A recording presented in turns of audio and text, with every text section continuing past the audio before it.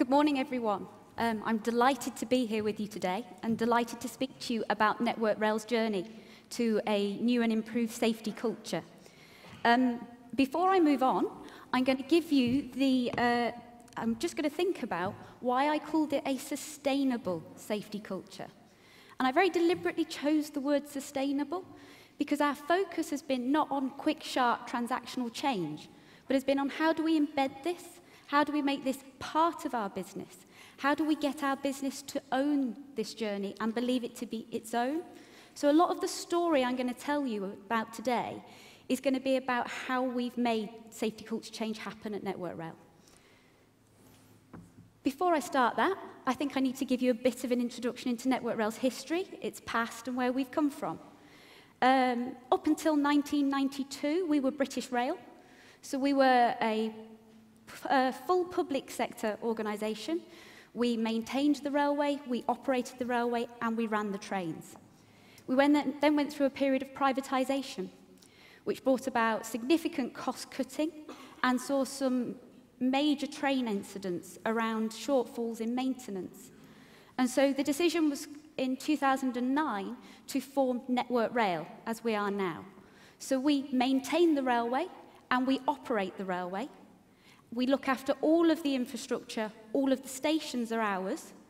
We operate the major stations, such as those in central London, but we work with our partners, the train operating companies, who run the trains. So what's the size of our business? Our workforce is 35,000 people internally, with a further 70,000 who work through us through contractors throughout the organisation. We're very uniquely placed as we actually have the opportunity not only to influence ourselves, but we can lead the entire UK rail industry in any changes we make in safety. We can work with our partners, with our regulator, with our standards boards, and we can take ownership of this agenda, which is a very, very special place to be. Tim's already mentioned we're very heavily unionised, so any changes that we make, any journey that we go on, absolutely has to bring our people and our unions with us. What interests me in coming here today is actually our workforce safety performance is worse than most of you in this room. I know, for example, we are 10 times worse on workforce safety performance than Shell. We have a very different set of challenges. We have safety on 3 facets. We look after the public safety, the users of the roads and the level crossings that go over our railway. We also have our passengers to think of. And I know that our passenger train accident risk is the lowest in Europe, and I'm pleased to say jointly with Denmark. So that's always good when you're speaking here. But our workforce safety, we've seen 2 fatalities of track workers within the last year, 3 fatalities of road users travelling to and from our sites. So we haven't got this to perfect by any means. But I know 10 years ago, 2004, we had 13 fatalities. So there has definitely been a shift. And we got to a point of approximately a fatality a year, and we've plateaued. And the question would be, well, why? Well, we work on Brunel's railway. Much of this railway is 150 years old. Innovation is dead at Network Rail at the moment. And so what that means for us is that we can't just engineer in a solution to protect our track workers better. We still warn our workers of oncoming trains with a man called a lookout with a flag and a horn. Okay, that's how basic our safety protection measures are in terms of engineering. So safety from within each and every one of our workers is actually the only way we can make an immediate impact on our safety performance. What actually started our journey? I would love to say it was from a burning platform of having seen the last fatality we were going to see, but actually we got caught out. That's the truth.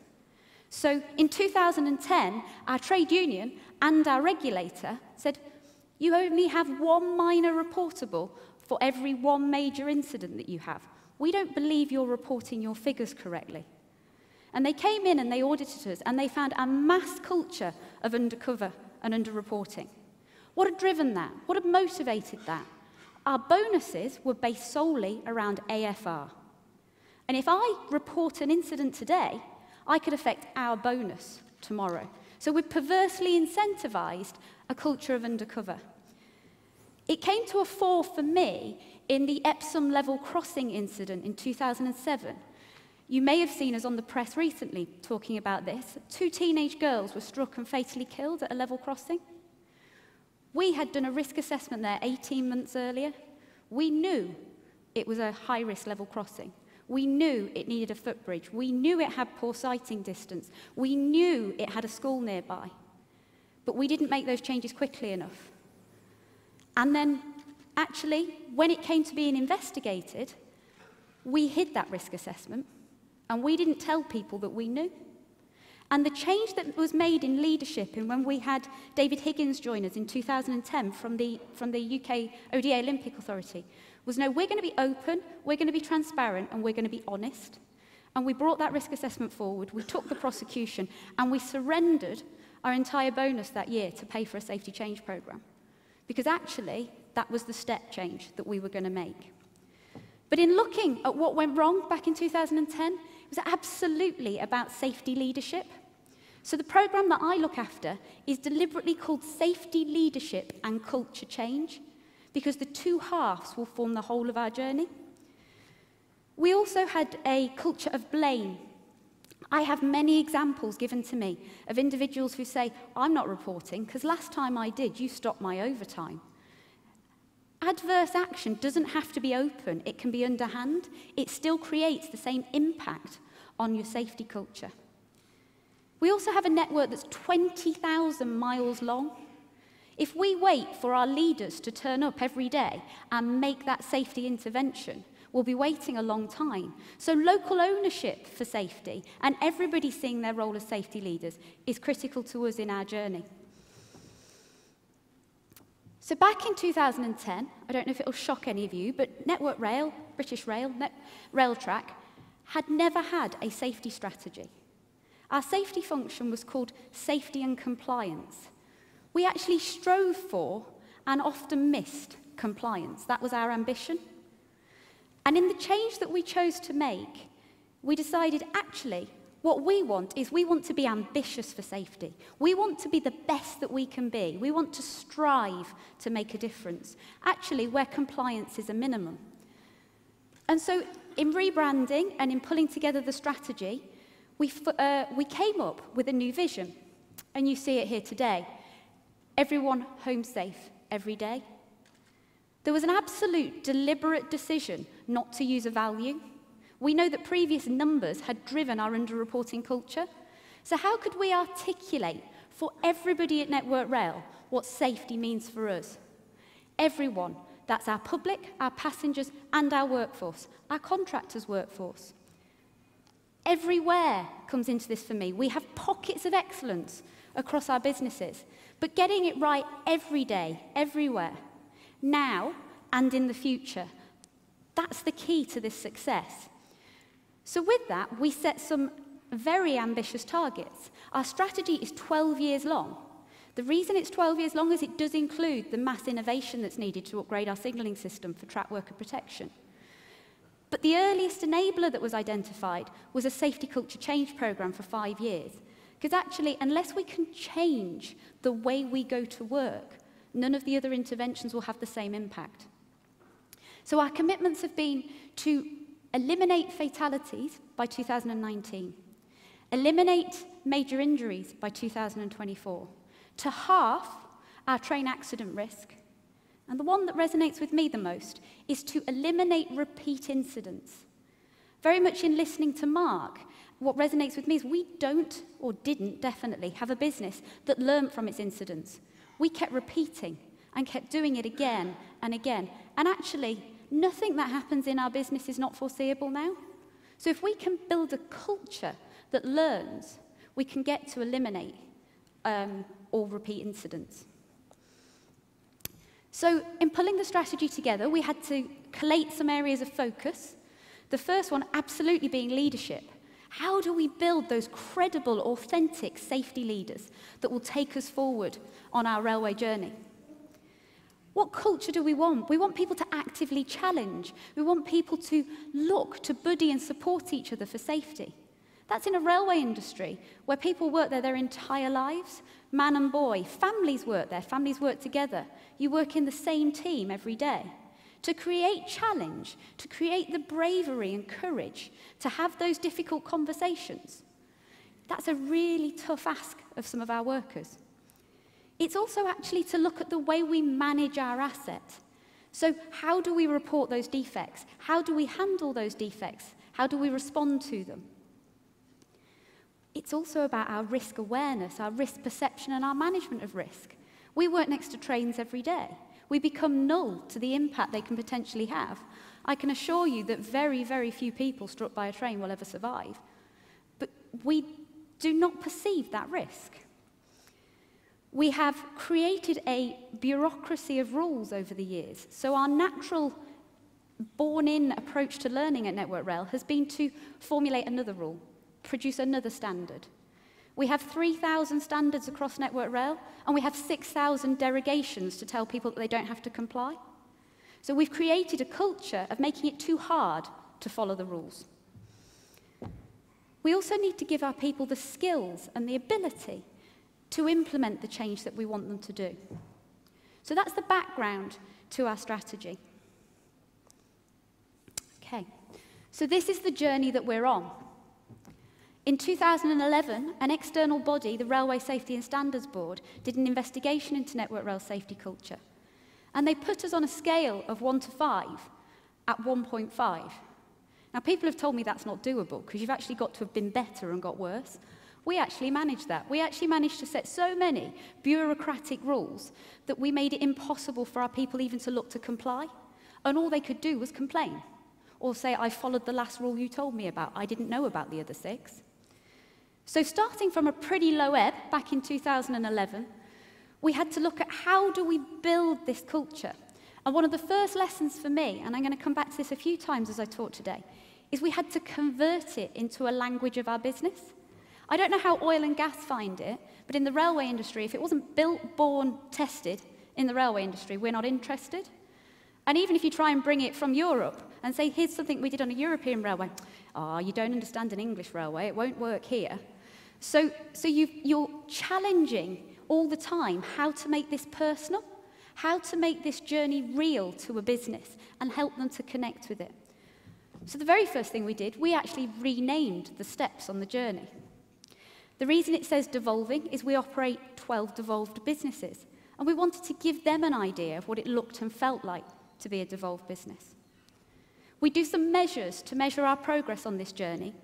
We are now 3 years into our 5-year programme. We are undergoing our 3rd set of measures, and the indicators show that we will come out at 3 this year. So we will have transitioned quite significantly through sheer hard work and determination over the last 3 years. Thinking again, though, about what does it look like and feel like to be in our business if we achieve the safety culture? What's that optimism, that future vision that we're asking everyone to buy into? Well, the first thing I'll say is compliance will be a given. Compliance won't be in question. It will be our starting point. We'll then go on to deal with all breaches in compliance, all reports of unsafe acts and conditions in a fair way. Everybody will expect and receive fair treatment. That will open up our people, that when they do see the risks around them, they will feel able and compelled to report. They will tell us the precursor events that we need to know to become a learning organisation. Ultimately, if we're going to never have another repeat incident, we need to get smarter and smarter with the information we hear and how we turn it round. And as we go on this journey, and as we build that trust and engagement, we will build a workforce that feels included and feels able to innovate for safety. We want a workforce that say, do you know here, actually, you could install a whole new set of systems and we could protect this level crossing in a completely different way. They know better than us how to protect their local geography. So what is our programme? What is the programme that I lead? I lead it on behalf of the Executive Board for Network Rail. They gave me £10 million and 5 years. So it's quite a substantial programme. And the approach we've taken is to build a team internally to make the change. So in every one of the 12 businesses, I have a business change person who works for me on my program, but is completely embedded into those organizations so that they can hear, they can feedback, they can be the bridge from the front line to the leadership. They can provide the challenge and the independent perspective. Having them there every day, rather than just doing interventions, means that you can do transformational change. You can get people engaged all the way through. The journey has been built into 3 steps. The first part was the tools. We needed to build some framework, some grounding on which we could build this journey. And that took us a while. And I have to be honest, it has been a little bit like the great big rock that you're trying to push off the top of the hill. It's took some moving. But the power, as you get momentum and as you get local leaders who see the value and the stories start to create, it gets faster and more passionate. We're now very much into phase 2, which is embedding skills in key communities. So rather than targeting behavioural change where you target the front line, our approach has been to say, who are those key people, trade union reps, incident investigators, for example, that we can target with skills that will create the environment for everybody else to behave differently. So we've built the processes, we've built the tools, we're now building the skills. Phase 3, which we transition into, is how do we upskill everyone? So that everybody who believes in this journey also has the skills to take it forward into business as usual. I always throw a challenge out when I do this internally, and I say the dotted line on that program is dotted for a reason. It's permeable. Because leaders in this business, or leaders in any business, have a choice whether to take this up or not. And the faster and the more passionate and the more committed they become, the sooner they can get rid of me, because they'll be doing it for themselves. And that's the challenge, is leaders have to own this. You can't take it off them.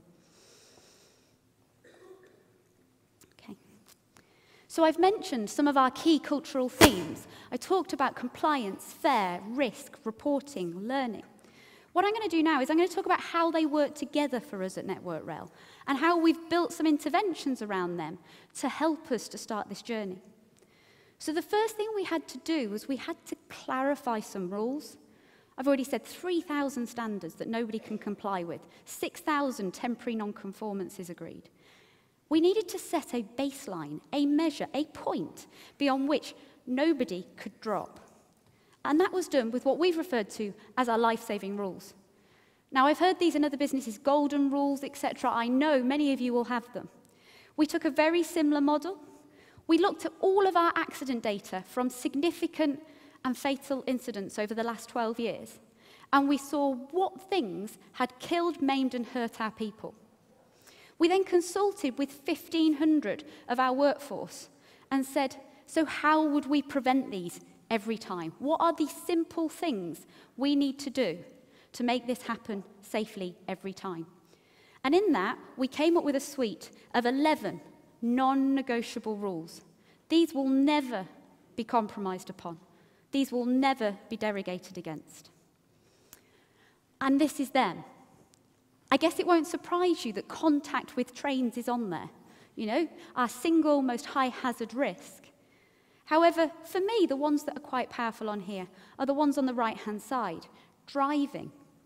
Because as I've said already, in the last 12 months, 3 of my colleagues have died driving to or from site. Whether that's due to fatigue, whether that's due to welding equipment on vehicles, there are issues around driving. We lost a colleague and he wasn't wearing a seatbelt, and he was driving the morning after, having been out on the drink. So those life-saving rules absolutely tie back to what happens in our business. But the reason driving and taking personal responsibility are important for me is because they can apply to every one of the 35,000 people that work at Network Rail. It doesn't matter if I'm a buyer, it doesn't matter if I'm in an office, they matter to me too. And the real challenge, and the conversations we have now every day, is to go into a buyer and say, when you make the decisions to only give that contractor 10 hours to do that work, or when you make the decision to let all the work in winter because it's the end of the control period, what impact are you having on the frontline workers and their ability to comply with these life-saving rules? Because actually, this is all of our responsibility. So having established a framework for people to comply with, having given that baseline, It gave us the opportunity to explore fairness and what a fair culture would look like at Network Rail. Historically, we don't trust our people. We have to tell them what to do because they always get it wrong. But also, they've not trusted us because we've not acted proportionately, consistently, fairly. Often decisions are made around performance. I need Bob tomorrow, so I can't possibly let him go. So we went on a journey of saying, what would a fair business look like? We established the principles of a fair culture.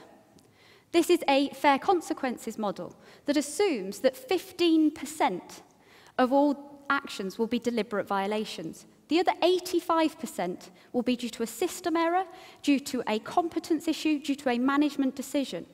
We need to ensure that we apply the consequences model consistently every time. To do that, we took a number of actions. We established the principles of a fair culture. These took 6 months to negotiate in our business. We went into these jointly with our trade union reps, and we said, how would we behave in a fair culture? We would have a commitment to always report. We would allow people to report near misses in a culture where there was no blame. We would always action an investigation. We would always involve our TU colleagues in investigations. In doing this, we've then been able to roll out root cause training. We've been able to look at the way we investigate incidents differently. We've worked with our investigators, our line managers, and our trade union reps to say, how do we behave when we do these investigations to embody fair? I'm just going to show you a very quick video of what it means for our staff at Network Rail. At Network Rail, safety isn't just something that we talk about. It's part of who we are because we want to get everyone home safe every day. That's why we have our life-saving rules. And that's why we need to apply the rule fairly. The thing is, sometimes rules get broken. Mostly through honest mistakes. But when they do, it's my life. And mine. It's our lives at risk. So if the rules are broken, we've got to know about it. So we can work out what went wrong. And do the right things to make sure it doesn't happen again. And know we're going to be treated fairly. In the past, it didn't always look like that was the case. It was about blame and pointing the finger. Some of us were even shown the door. The life-saving rules are about being open and honest with each other. And learning from experience. Good and bad. It's about sharing. It's about listening and taking the right action. Fair action. Like offering support and training to those that need it. And recognising and rewarding those who do it right. Because we all make mistakes. But it's only by talking about it honestly that we can make things better. And safer. For me. And me. And us. So we can get everyone home safe every day.